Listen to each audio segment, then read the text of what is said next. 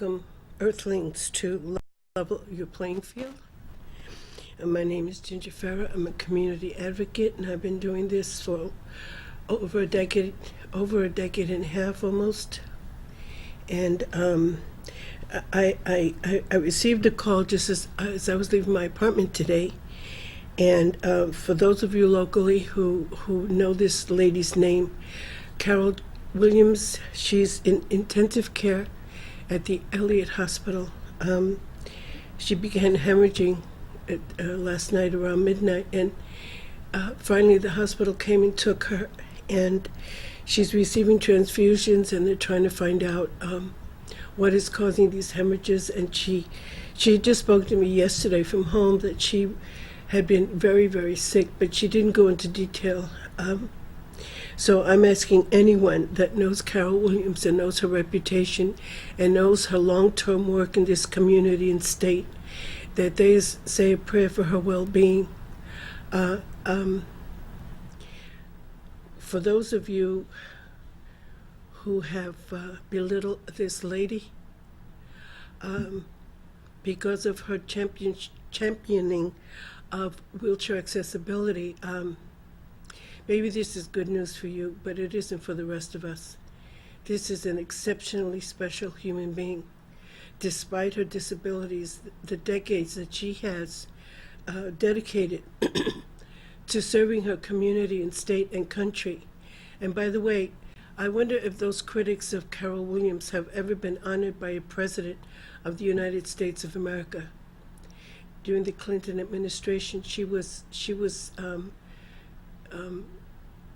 honored at the White House for her work for people with disability from her wheelchair. So she's a perfect example of no matter how your life becomes compromised, if you believe in something, it gives you the motivation to keep fighting, no matter what that fight is for, especially if it's a positive fight. And so I wish Carol Williams every good thing, and if you want to send her a card or just give her a call. She's not taking calls right now, but the Elliott Hospital, I believe the main number is 668-3067. I'm not quite sure if that's accurate, because this is an old card and I just picked it up as I was leaving, but it's on Mammoth Road, so you can call the Elliott Hospital main switchboard and ask them what room she's in, and then give her a call, or at least ask how she's doing. I'm going there after I leave the studio today. I know I can't see her, but I can bring her some balloons and some cheer to put in her room. On with the show.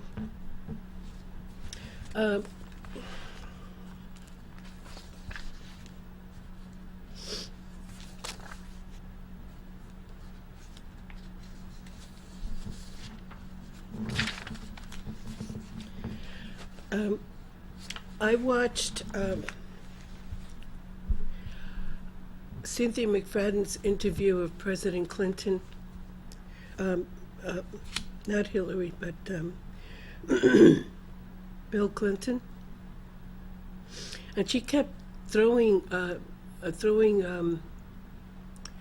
accusatory sounding questions at Mr. Clinton and his foundation, and the usual political mudslinging or perceived mudslinging that goes on during an election process, especially the presidential election process.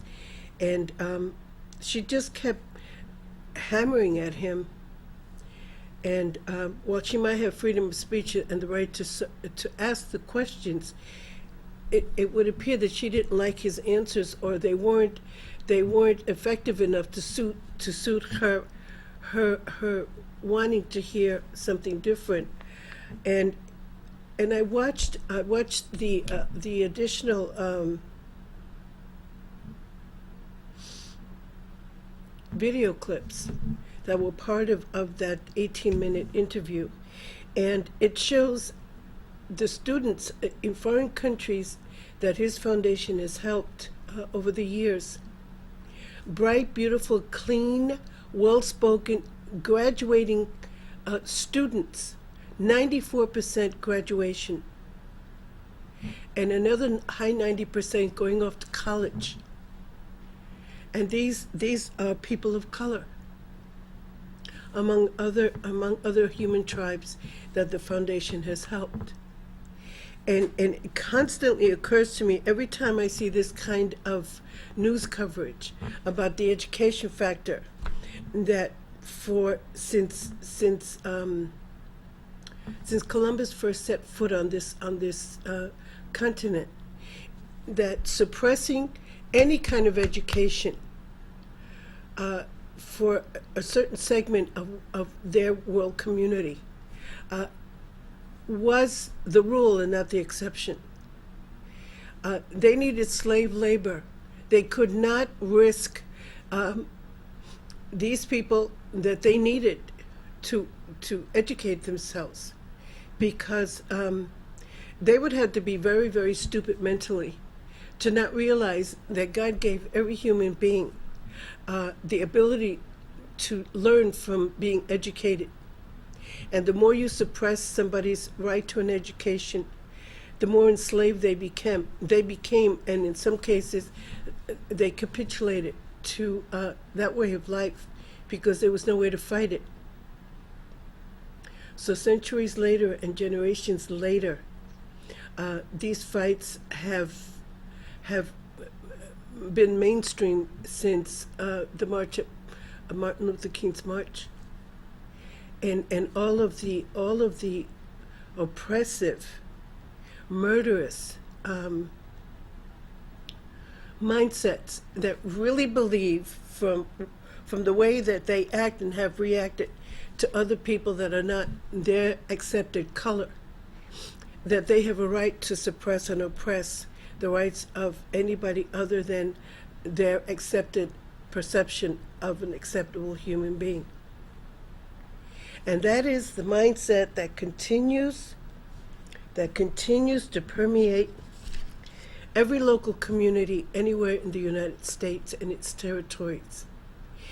This mindset is like a cancer that has permeated and entrenched itself in every community because it's been allowed to succeed. And I have to keep fighting against it because it is not, first of all, it's constitutionally illegal. And most importantly, it's against God's law because we are all God's children. And I am not a minister, I am not a cleric, but I am an American human being. And I believe that God created all of us equally in the sense of giving us a brain, giving us 2 eyes, 2 hands, 2 legs, sexual organs, hair, a mouth, a tongue to speak with, to learn from, to learn with. And I just, if we lived in a communist kind of environment, which is almost like, it feels like what it is here, under the guise of the Constitution, it might be a different story. People that have been suppressed for so long, after a while, they just go along to get along. But the fact that that you're spoon-fed from the time you first go to your first education classes at a school, that this is a free country, and that everyone has the right to constitutional processes, even the worst criminal. And then it's not received. It's not exercised enough to recognize it when it is in its full capacity as a protective mechanism. I have a song that, because I like to include music because, first of all, I'm a nut for music of all kinds, but most especially rock and roll and some spiritual. But there was a song by Buffalo Springfield 48 years ago that spoke about the concerns and the protests and all the wrongdoings that were going on. And it seems apropos that 48 years later, that song still applies because the same things are going on. So whenever you're ready, John.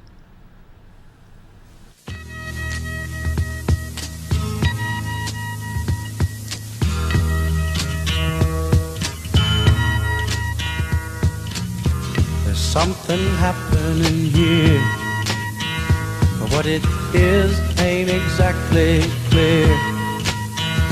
There's a man with a gun over there, telling me I got to beware.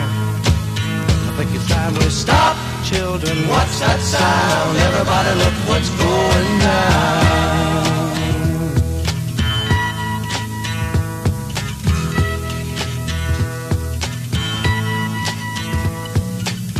There's battle lines being drawn.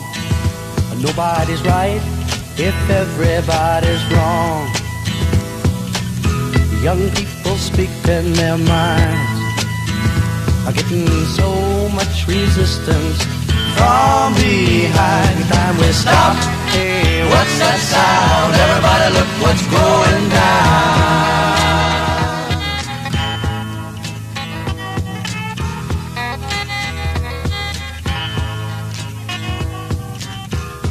What a field day for the heat. 1,000 people in the street, singing songs and they're carrying signs, mostly say hooray for our side. It's time we stop. Hey, what's that sound? Everybody look what's going down.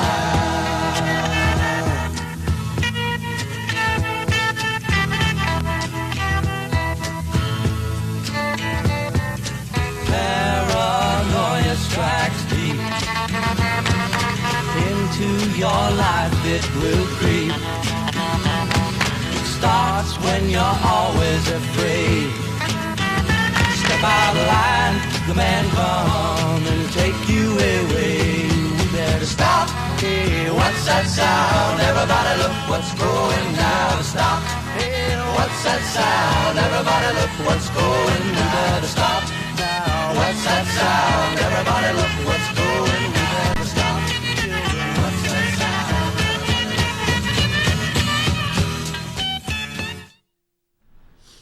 That song never gets old as far as I'm concerned. Oh.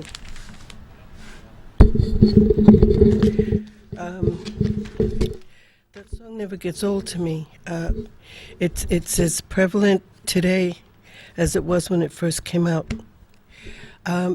You know, when you're born into a country that promises freedom, and it's so hard to get, to attain, or to keep, you either acquiesce and just lay back and let it roll over you, or you fight for it. And I just, it's not meant as a how can I say this, as a disrespectful mindset. But what's the purpose of the Constitution existing if we can't be made available to it when a time comes up that it is needed? When I made my remarks about Mayor Gatz's and Manchester housing, Manchester transportation, it's because they have mistreated Carol Williams in such a way that I could almost guess that they're very happy that she's in the intensive care unit, because they have disrespected this woman repeatedly over the years, even when she was a member of Manchester Transit Authority. This woman worked for 5 years with the American Disabilities Act to make it happen. You know, when a person lives a circumstance that they advocate, they're almost the best kind of champion because they're living the experience, and they've seen what other people who are similar in nature to the experiences that she's experienced or he's experienced, understand what they have to go through every single day. And I repeat myself at almost every program. You can't disrespect somebody who doesn't respect the constitutional process. They don't deserve the respect no matter what their title is. And as far as I'm concerned, some of the people at Manchester Transit Authority and Mayor Gatzis have seriously dropped the ball. Now, there's always some excuse made for when a politician or an official or a bureaucrat or some high-profile entity makes a mistake and violates the rule of law. And this man, Trey Raydell, busted on cocaine charge. He tried to have food stamp recipients tested for drugs. In September, Representative Trey Raydell voted for Republican legislation that would allow states to make food stamp recipients urinate in a cup to prove they're not on drugs. In October, the police busted the Florida Republican on a charge of cocaine possession.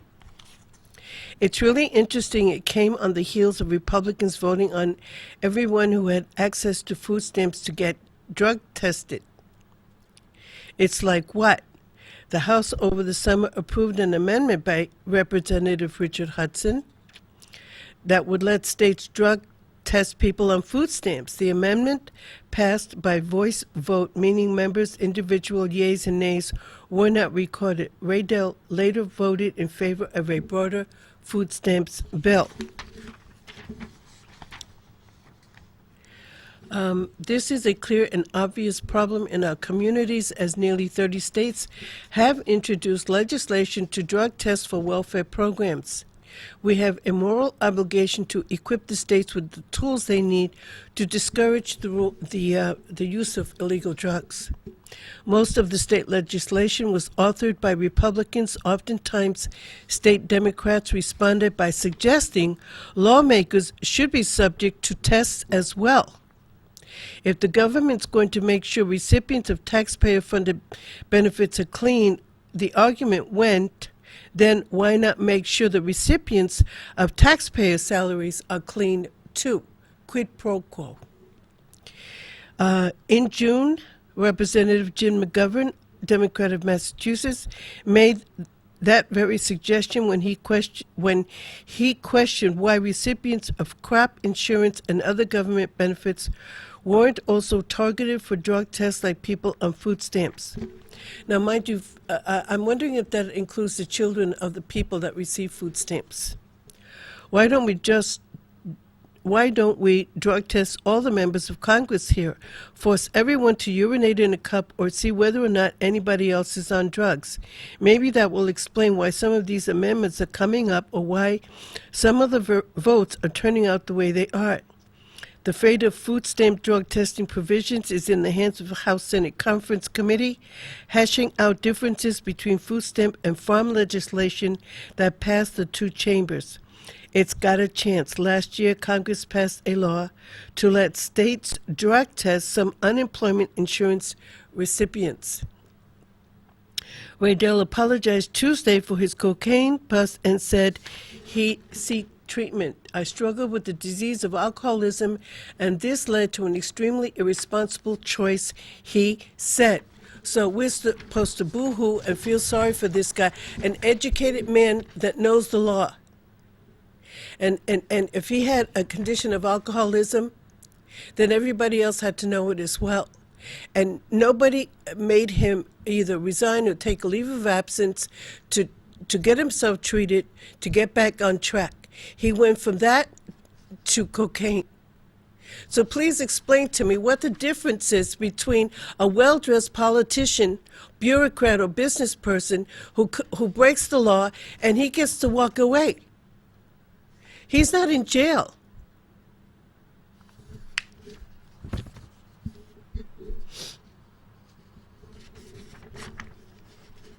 There is a website. I can't give you much more than a generic reference because I have to get permission from the publishing company to read the contents of this email. But there is a website, and it is ehstoday.com, and it talks about construction safety. And I wrote them an email, and I suggested to them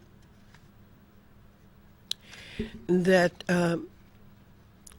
that along with construction safety and all of the components of construction safety, they might consider asking why construction workers are not provided with masks to keep them from inhaling the poisonous fumes of their construction material, especially hot tar, and all of the fine dust and polluted air that's part of that construction process, as well as the police officers that have to stand there, especially in this kind of heat, while they're making repairs or digging a hole or tarring a road. And these police officers are breathing in this poisonous content.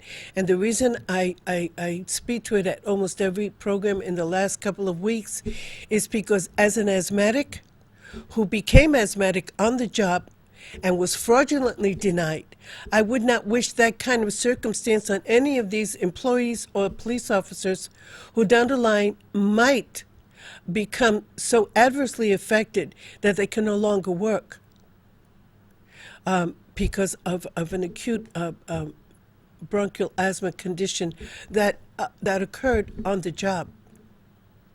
Now, I don't know what part unions play, and I'm not trying to suggest that unions aren't protecting their employees. Because I can't divulge much more until I get permission to do so. If they offer it to me, I let them know that I was a producer here at TV 23. I also let them know that my work is on YouTube so that they can get a sense of what I do. But the protection of people that work these very risky jobs, from window cleaners that are way up in the air in a very tall building, to the police officer and the construction worker who all day long is breathing in all of this horrific smelling, poisonous construction polluted air, and what that could be doing to their well-being, to their internal well-being.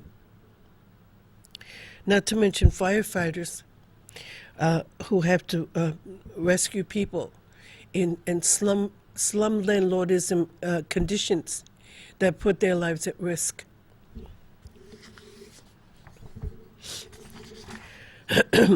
There is a website called endcitizensunited.org, and it's a petition. Democrats just introduced a major campaign finance reform bill. It is called the Keeping Our Campaign Honest Act, and ironically, it is KOCH Act, and it is to address the Koch brothers and other super PACs to disclose major donors in their TV ads so Americans know who's trying to buy their votes. 50,000 signatures are required or needed to demand that Congress pass the Koch Act. It is Restore a Future American Crossroads. And here are some of the groups that attacked President Obama, including the very much pain in the lower extremity, Karl Rove, and the right-wing front groups of the perceived right-wing front groups of the Koch brothers. And the reason that this caught my attention is because in this issue of Time magazine, the Koch brothers are one of the icons, the 100 most essential, influential people. And the Koch brothers have a small column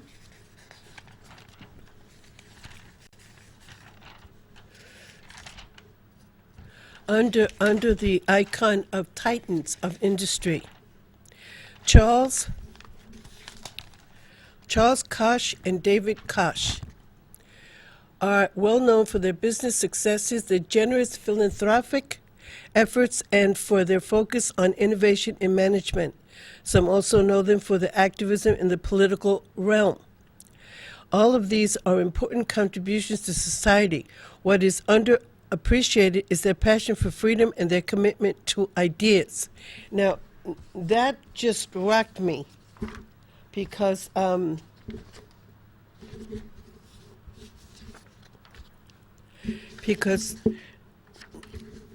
this petition does not see them in the light that Time magazine does. So who's right? We don't know. Maybe they're half right and half wrong. I don't know. But unlike many crony capitalists who troll the halls of Congress looking for favors, the Koches have consistently lobbied against special interest politics. For decades, they have funded institutes that promote ideas, not politics, such as Cato and the Mercatus Center. They have always stood for freedom, equality, and opportunity. Consistent with their love of liberty, they have become prominent advocates for criminal justice reform. The Koch brothers' investment in freedom-loving think tanks will carry on for generations, reminding all of their ideas and convictions, ultimately trumping all else. Paul is a U.S. Senator and a 2016 presidential candidate. So who are we to believe? Now, Time magazine, they're supposed to have, what is the word I'm looking for?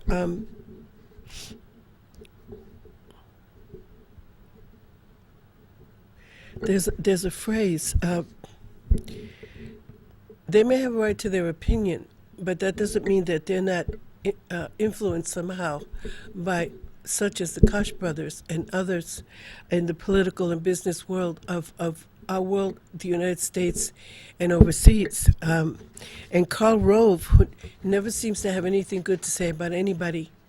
I don't know if it says, voters deserve to know who's behind the deceptive ads flooding our airways. The Keeping Our Campaign Honest would do just that, forcing super PACs and dark money groups to disclose major donors at the end of their ads. But if Democrats are going to get this bill through Congress, it'll take tremendous grassroots efforts.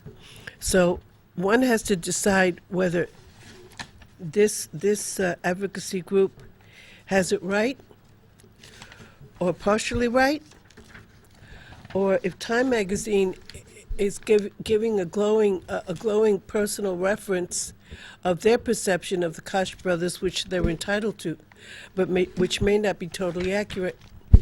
And this is the confusing part of trying to get the right information about any given situation. This is an email that I wrote to the Time. It's at letters@time.com, to the editor at Time magazine. How can you publish such a glowing image of the Koch brothers when so much negative and unconstitutional perceptions have been circulating about these two perceived benders of all constitutional rights for all people? Right now, there is a petition being circulated on the internet by End Citizens United to introduce a major campaign finance reform bill, the Keeping Our Campaign Honest. The bill would force super PACs to disclose major donors in their TV ads so Americans know who's trying to buy their vote. Too many stories of long term have been attributed to the perceived control freak mindsets of the Koch brothers. Their humanitarian image may have started out as such by their father, but it would appear that the sons have taken a different path. No matter how much tax-deductible monies they may contribute to charities does not mean they can get away with the perception that is circulating regarding their control over certain political issues and individuals. So please help me to try to understand how a publication like yours, with all manner of research and the wherewithal to investigate the bottom line, has not seen fit to disclose the perceived darker side of the Koch brothers' perceived monopoly of fixing the game of constitutionality. So I asked a question regarding the Koch brothers and your presentation of them as icons in your Time magazine April 27, May 4, 2015 issue.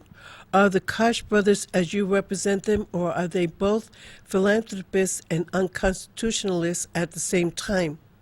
Charity is tax deductible. Unconstitutionality is a crime.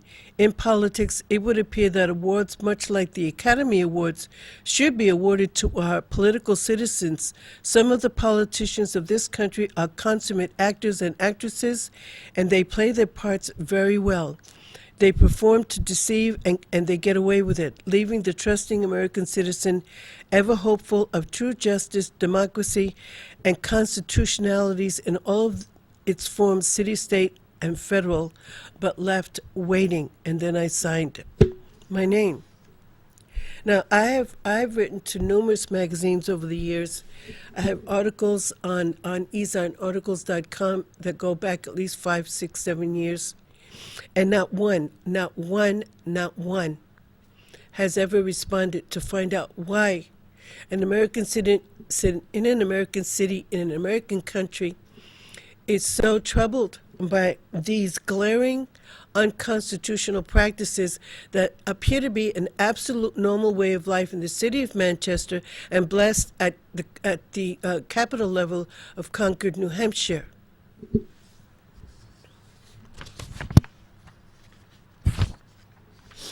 Now, on a more positive note, this vitamin is vital for preserving brain health. Now, I've talked about coconut oil, but this one is about vitamin E. Around 90% of people aren't getting enough of an important nutrient that could prevent Alzheimer's and other degenerative neurological diseases. It is an easy vitamin to get if you are eating the right foods, and of course you can supplement, but many people don't realize how simple and effective it can be for treating brain disease. Now, this comes from naturalsociety.com. You can avail yourself of this article by going to your computer and just putting in www.naturalsociety.com. Without this vitamin, the brain is deprived of its primary sources of neuronal, neuronal health. People without enough of it also end up having lower levels of DHA-PC. It is an important part of every cell that helps to make up the cell membrane.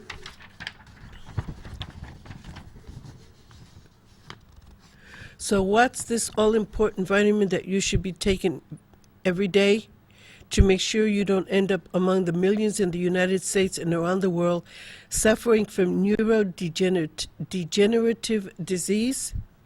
It is found in olive oil and in almonds, sunflower seeds, and avocados. This all-important nutrient is vitamin E. Researchers from Oregon State University say people without enough DHA-PC are marked for Alzheimer's disease. Additionally, people who are consistently deficient in vitamin C and vitamin E show low levels of a polyunsaturated fat. Levels can often be 30% lower in many individuals than what they need to maintain good brain health.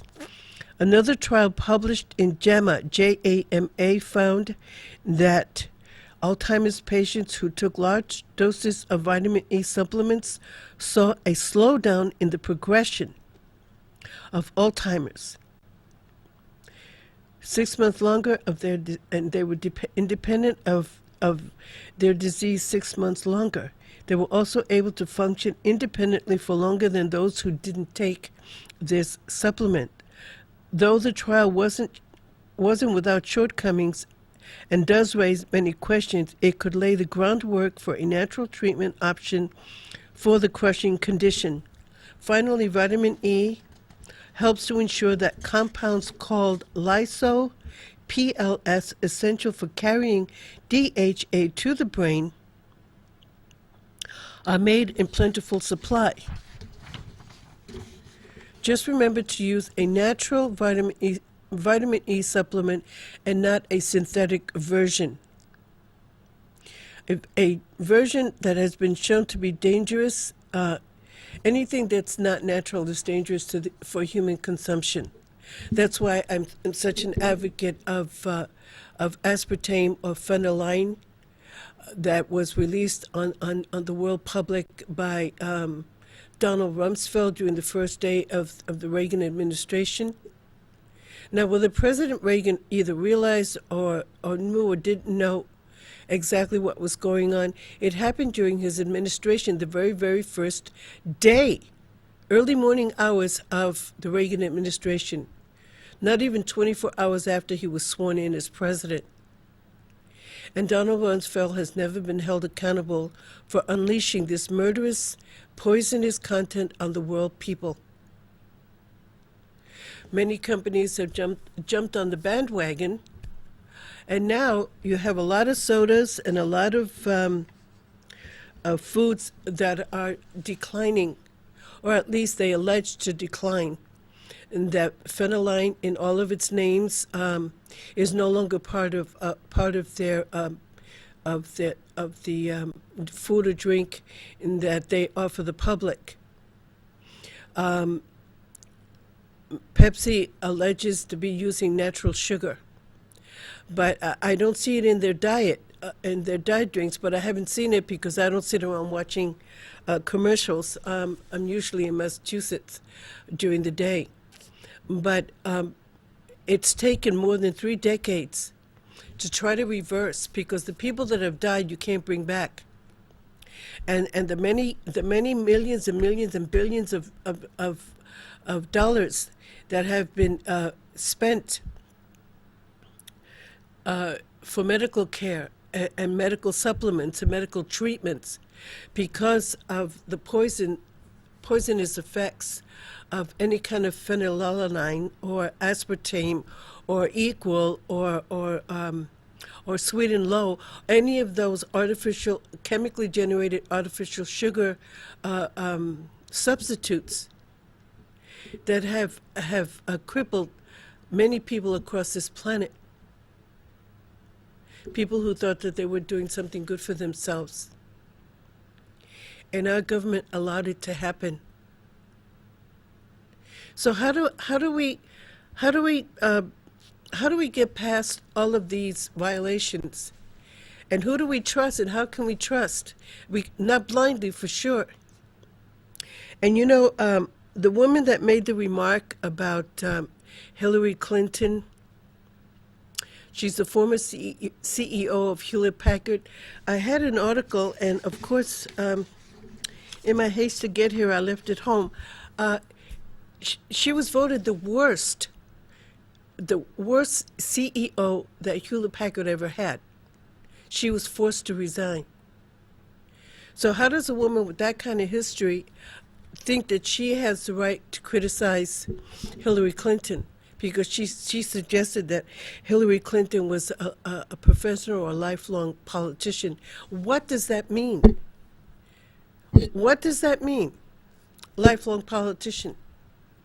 She was a lifelong business person who failed, who greatly failed. She was very important, but for a long time, and God knows why, because, you know, in the hierarchy of all of these alleged esteemed positions in our country, there's a tremendous amount of bullying and intimidation. And things that shouldn't be allowed to happen are allowed to happen because the person who's in charge has bullied it into happening. So this woman, when election time comes along, anything that wasn't disclosed during the time that it happened, in whatever arena it happened in, whether it's political or business or whatever, religious, then it comes out during the election process. And all of these political piranhas jump on the bandwagon, including some journalists. They like to spew out all of this stuff under the guise of freedom of expression and freedom of speech. And they fuel a fire that should have never started. Because sometimes they succeed. Because a lot of people believed that if it wasn't true, they couldn't say it. So do some research and look this woman up or any other candidate. There are so many candidates that it's almost a joke. They're coming out of the woodwork. And I don't know if that's a pre-planned position, just like a military. When a general decides that he or she is going to implement a certain attack scenario on the enemy, all these officials are involved, and they each take a component of responsibility to carry out this mission. So could it be that all of these candidates that don't have a wing and a prayer, and people don't even know who they are, why are they running for president? Sure, they have the right to do that, but just ask yourself why. Why are they flooding the market, so to speak? It's almost like it's a joke. It's almost like it's a joke, and I just, it just.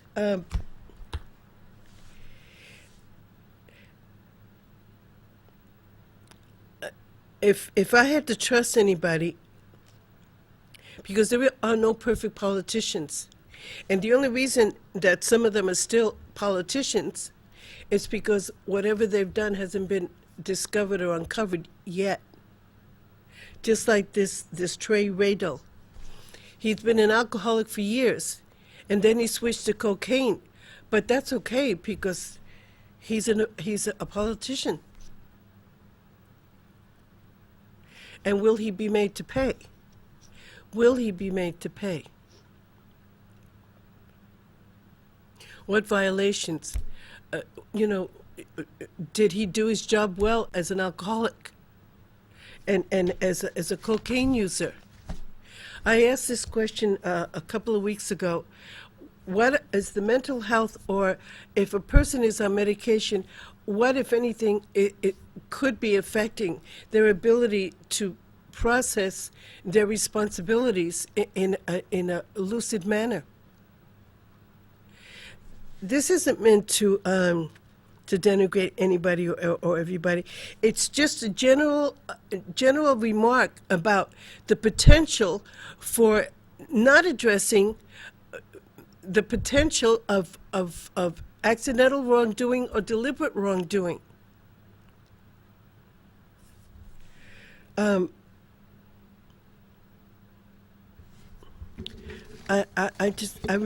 don't get it.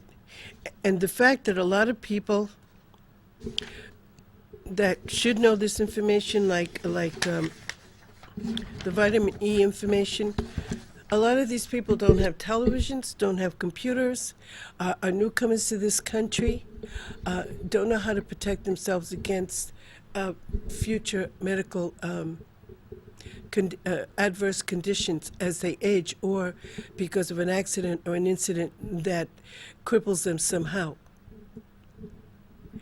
This is my biggest concern, because the Americans that are here have been here a while, but the newcomers just in the last half decade, where the children are just starting school, that they came here as infants or toddlers. What kind of treatment are they going to get when they go to school? And if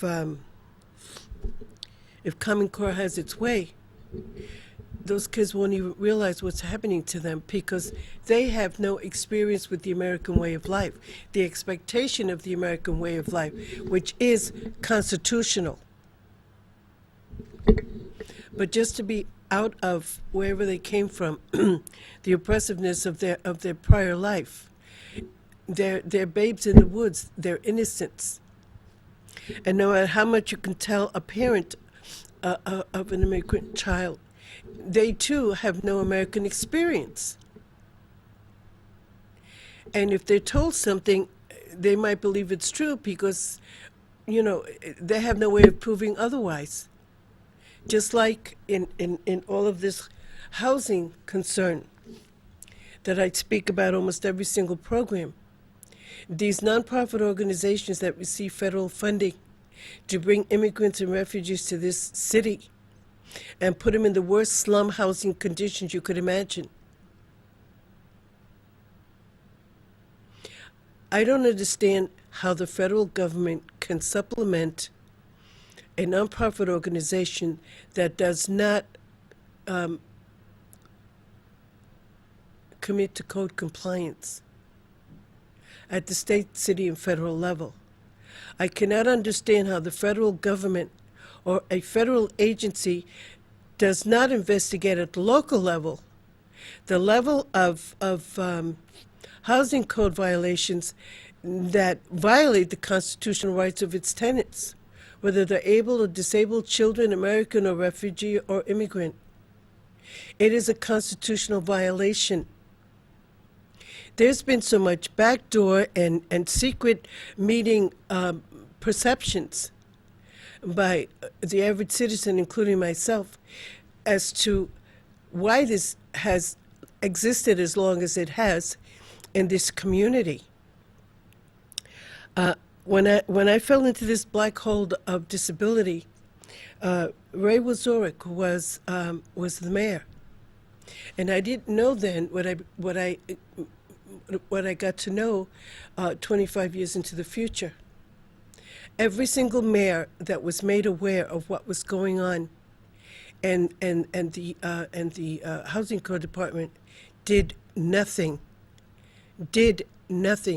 And when Frank Ginter ran for mayor, I voted for him because he communicated with people like myself and the community at large. But he also did nothing about the pervasive housing code compliance violations that are part of natural, normal procedures in the city of Manchester. And then when Mayor Gatzis ran, after he was alderman, I thought that maybe he would do something. That's why I voted for him. And he has so seriously dropped the ball that it's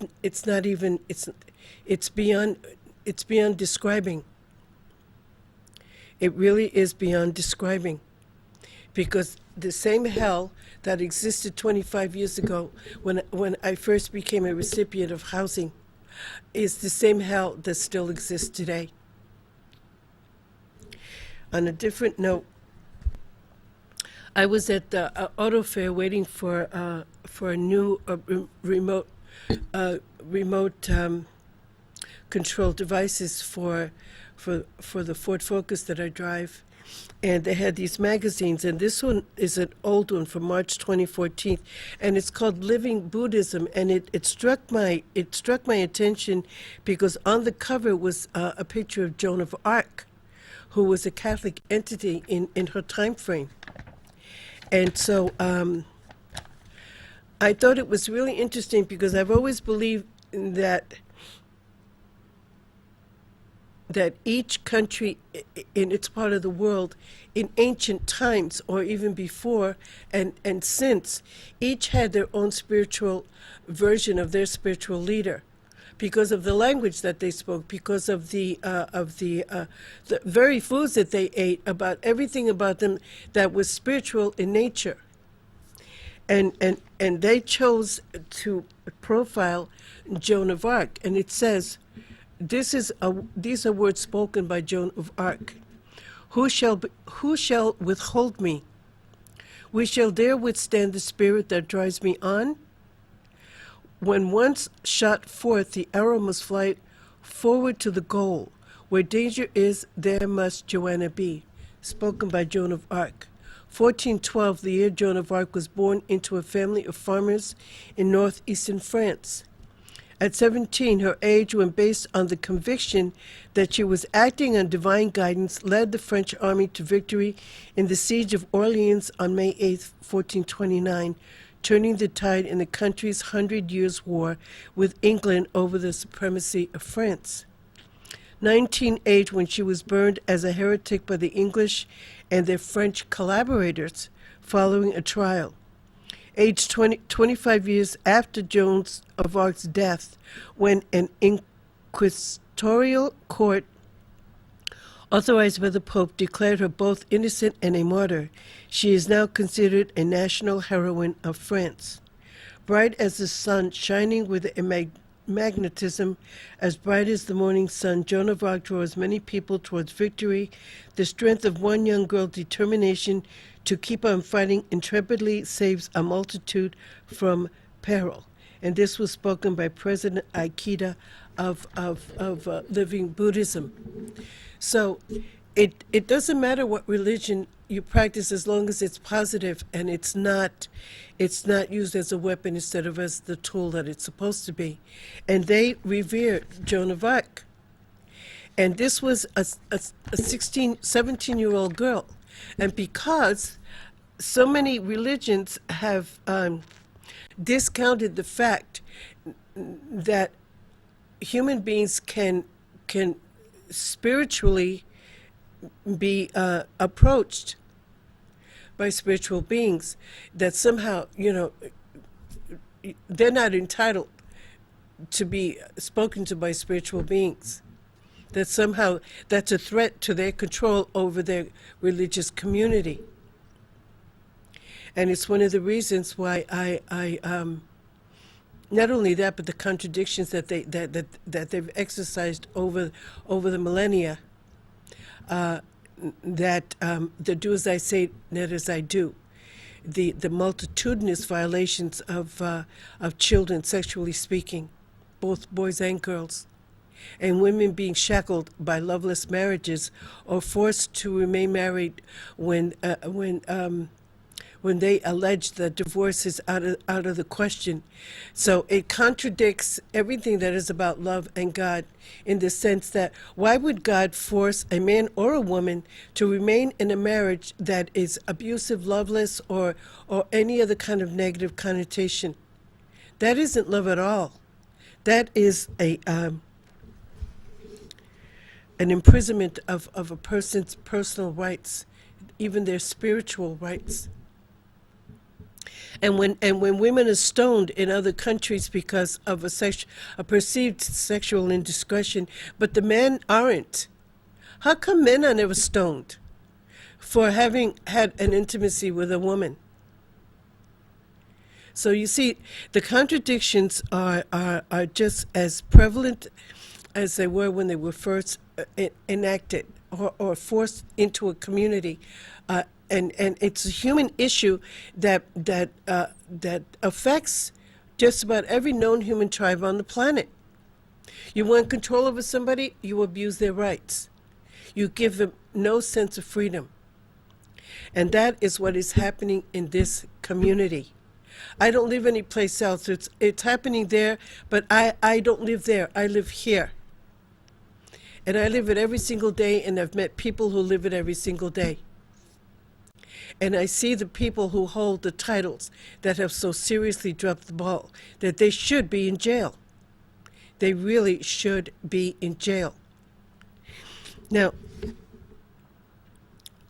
I wanted to play a second time the song by Buffalo Springfield, because it so rings true that almost 50 years later, what caused them to write that song and to make it into music and to share it with the world are the same concerns that still prevail almost 50 years later. So, John, when you're ready, please.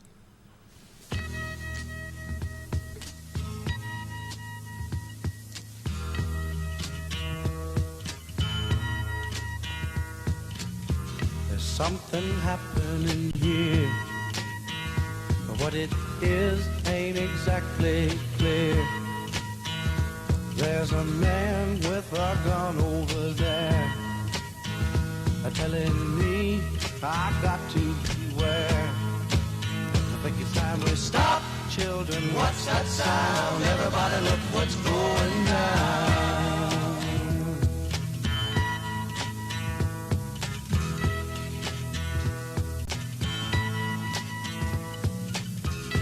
Battle lines being drawn.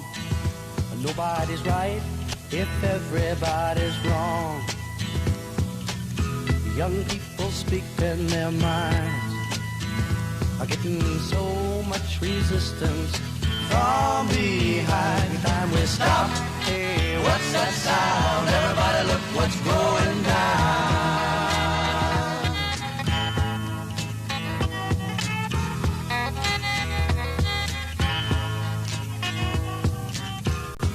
What a field day for the heat. 1,000 people in the street, singing songs and they're carrying signs. Mostly say hooray for our side. It's time we stop. Hey, what's that sound? Everybody look what's going down.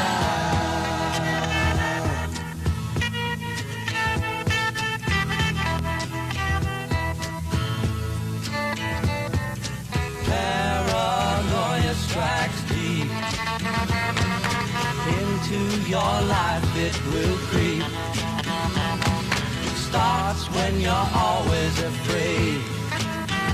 Step out of line, the man come and take you away. We better stop. Hey, what's that sound? Everybody look what's going down. Stop. Hey, what's that sound? Everybody look what's going down. We better stop now. What's that sound? Everybody look what's going. We better stop. What's that sound?